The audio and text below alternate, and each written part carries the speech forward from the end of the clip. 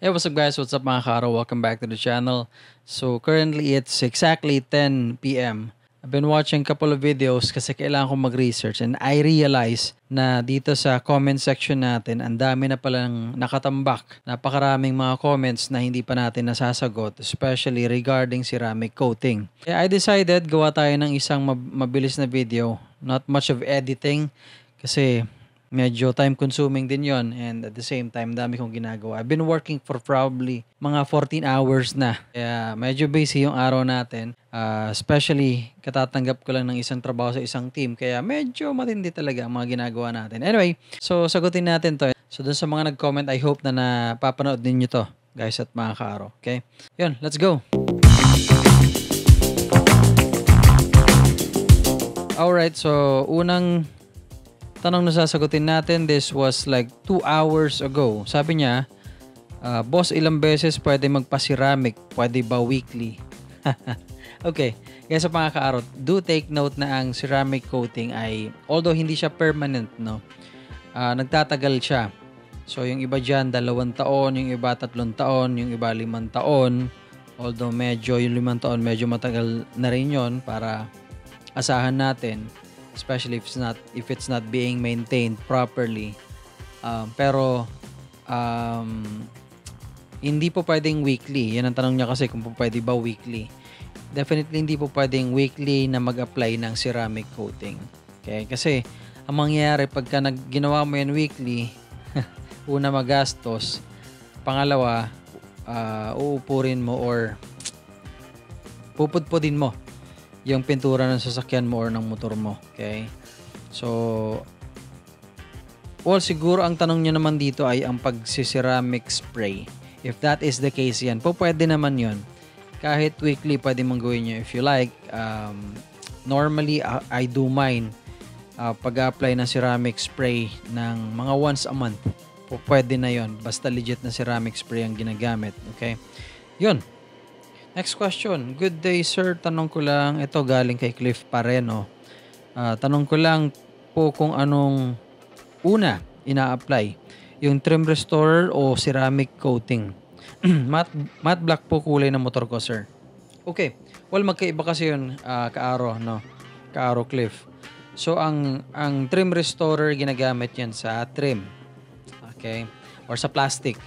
Now, kung gagamit ka ng ceramic coating, kung munang gamitin yung trim restorer, full on ceramic coating ka na lang. So, if you're doing it on paint and plastic, yan, ganun na lang. Huwag ka na lang maglalagay ng trim restorer. Now, kung gusto mo talaga makatipid, gagamit ka ng ceramic coating sa mga painted materials and metals, pero sa plastic, pwede ka nang gumamit lang ng trim restorer at huwag mo nang lalagyan ng ceramic spray. Magkaiba yan, ha?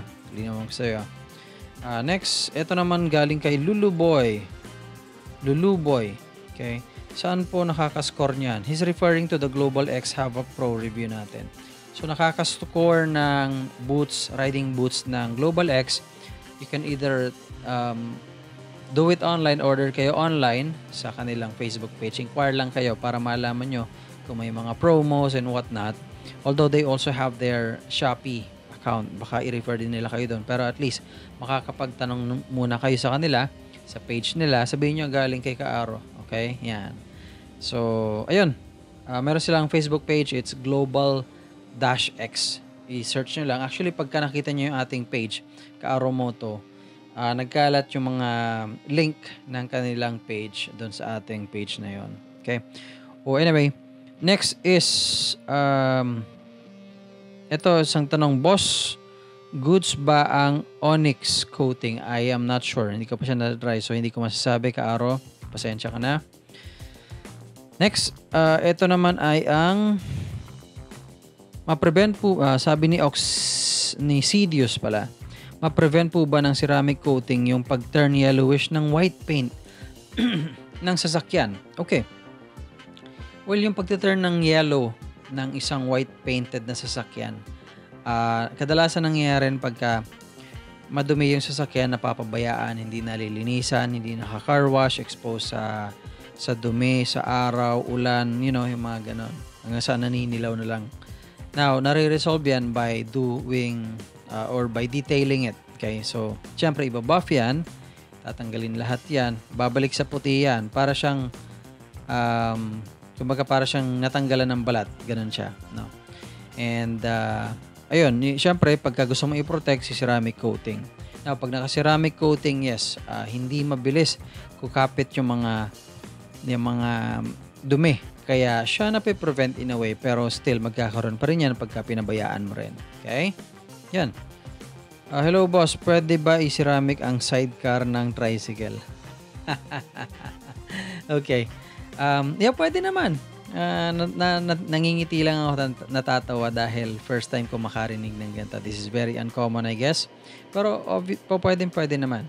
Kung ang tricycle mo ay or sidecar ng tricycle mo ay gawa doon sa mga galvanized yata ang tawag doon, yung metal na body, siguro wag na lang, sayang lang din. Pero if it's actually kung pinturado pa lang ganun, then okay naman. Okay, hindi siya stainless. Kung pinturado po pwede, especially pagka professionally painted or professionally finished or painted, basta ganun. Okay? Yan, pwede. Okay? Next. Boss, magkano pa ceramic? Bergman po.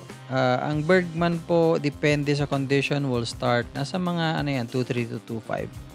Okay? Inquire lang kayo sa ating Facebook page, KMD Auto Moto Detailing. Sir, pwede ba magpa-ceramic kahit may gas-gas yung motor? Well, pwede naman, syempre.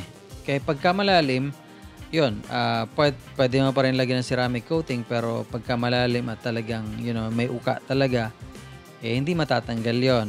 Okay? Ang pwede mong gawin pagka ganun, i-repaint mo.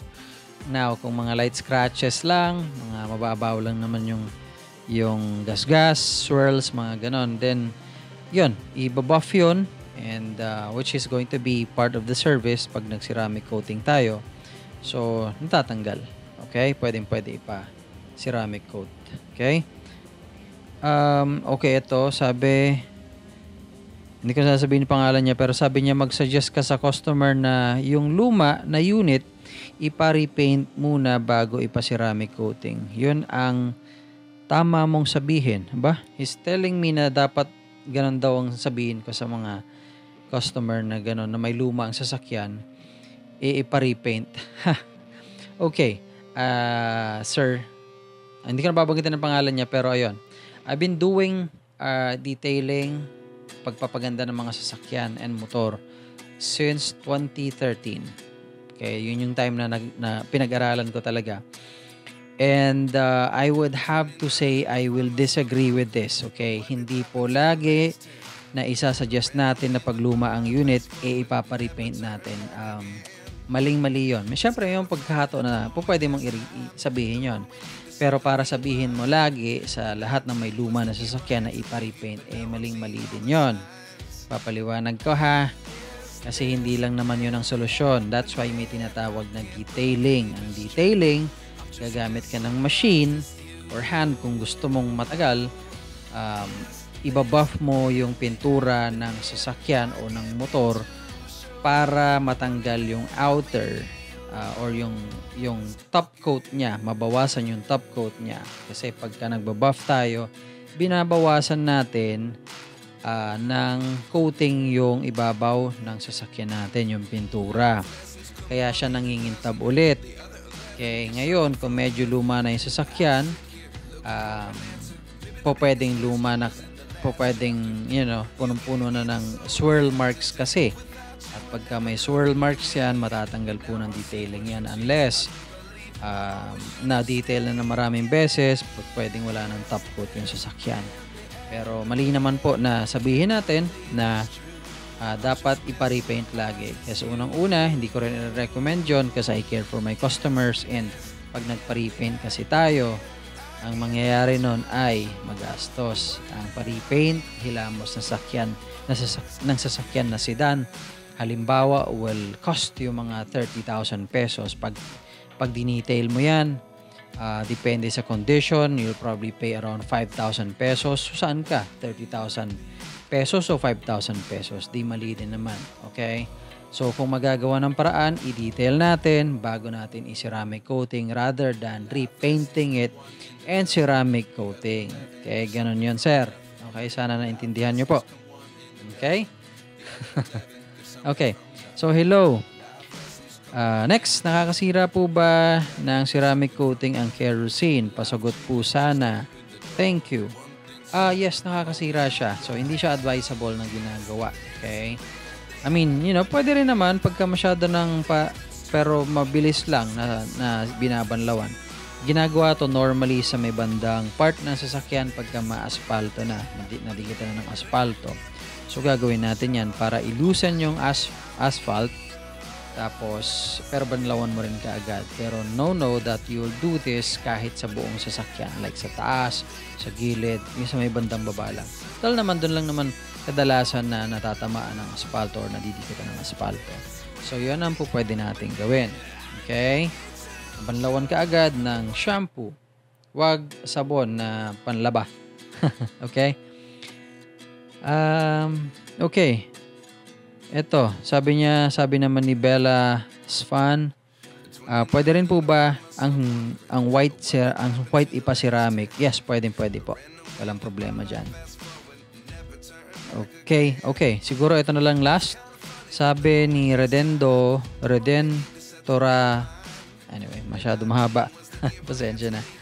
Hi, magandang gabi. May question po ako. May Click 125i matte black po ako. Gusto ko po sana maging permanent glossy ang motor ko at para mawala din ang mga minor scratches. Okay? Ano po ang pwede pong i-apply at dapat kong gawin para maging glossy? Salamat po. Keep up. Keep safe. Bossing. Salamat. Okay. So, ayun. Kaaro ang po pwede mong gawin ay, kung talagang gusto mo maging glossy, pa-repaint mo. Or pa-top coatan mo, ng glossy. Kasi ang matte, may top coat din yan, pero matte nga lang yung finish. So, pag-glossy top coat mo, tapos ipa-ceramic mo. Yan. Or kung medyo gusto mo talagang glossy-glossy, pwede kang magpalagay ng PPF, although mahal yon. Okay, so, ceramic coating, okay na yan. I-apply yan. Basically, ganun. To remove minor scratches naman, ang problema lang kasi sa matte, ang hirap niyang i-buff kasi experience ko sa mga branded na motor, like, I'm not gonna say which brands ng mga scooters na ginawa na natin na konting punas nagiging glossy and hindi naman gugustuhin yon. By the way, bago ko makalimutan, pagka tayo nagpag-glossy ng motor na originally matte sa rehistro, papabago rin natin ang rehistro, ha? Kasi baka ma-impound yung motor natin, problema yon. Hindi ko pa naman na nararanasan yon, pero most probably ganun ang mangyayari, lalo pagka maigpit ang LTO na nanita sa'yo, malaking problema yon. Okay? Siguro ito na lang last natin. Okay? Yun, mga nag-home service ng ceramic coating loads, legit ba yon? Well, depende sa kung sino or kung kumusta yung nagsiservice, the skill. Legit naman yan kadalasan kasi even me, I can go, if I like to, pwede ako mag-home service ng ceramic coating. Kung sasakyan, mas safe para sa akin kasi sa mga sasakyan kadalasan po pwede kang gumamit ng infrared light. So, ito yung mainit, parang nagbabaga na pang-cure ng ceramic coating. Nakakatulong siya dahil mainit siya. Although sa mga motor medyo mahirap siya dahil kadalasan sa mga parts ng motor may mga nasunugan na ng ganyan medyo manipis kasi yung parts and ayun, nagiging reklamo tuloy. Pero pwede naman kung sasakyan tapos may IR light, pwede naman. Yan, kaaro. Okay? So yun, medyo pinapaos na ako. Pagod na. Anyway, that's it for this video, guys, at mga kaaro. Salamat sa mga comments ninyo. At least nasagot natin. If you have any question, feel free to put them in the comment section below nitong video natin. And, ayun, if you would like to inquire about our service, page link is in the description of the video. Well, thank you so much for watching, guys, at mga kaaro. And until next time, ride safe and drive safe all the time. Keep safe.